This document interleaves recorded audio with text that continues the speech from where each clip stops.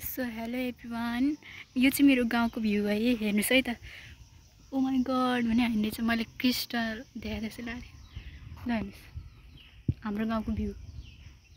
यसलाई चाहिँ भट्टगाउँ भन्छ र हजुरहरू त्यो देख्नुहुन्छ नि, देख्नु भएको छ नि, त्यो चाहिँ बजार हो है। त्यसलाई चाहिँ बटार भन्छ। त्योभन्दा यता साइडतिर चाहिँ विद्युर भन्छ है।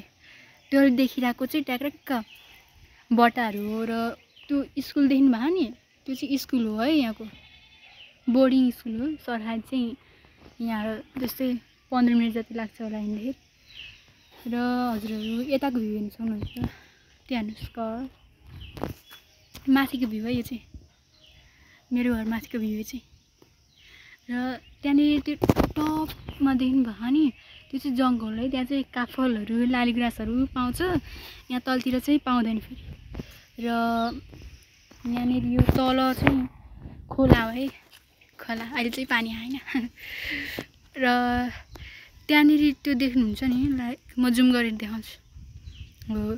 त्यहाँनिरबाट हेर्दाखेरि एकदम हाइटी है त्यो प्लेस चाहिँ। यहाँबाट चाहिँ देखिँदैन, अब त्यहीँ गएपछि देखिन्छ।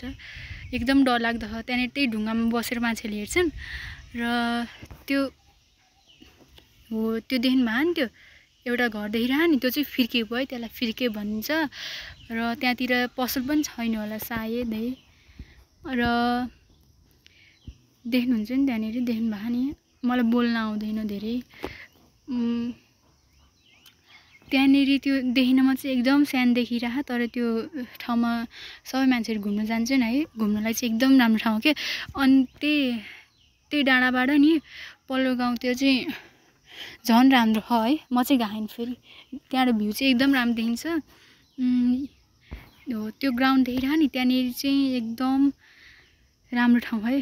त्यहाँनिर हो, त्यहाँनिर चाहिँ मान्छेहरूले फुटबल खेल्छ। अनि त्यही भन्दा यतापट्टि छेउमा चाहिँ पोहोर पिङ बनाएको थियो है, दसैँको पिङ।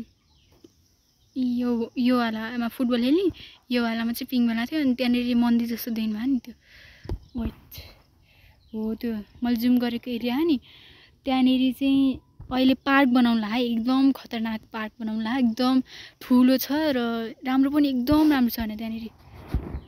म जाँदाखेरि चाहिँ इन्कम्प्लिट थियो, अहिले पनि कम्प्लिट भएको छैन। अब कम्प्लिट भएपछि गएर देखाउँछु।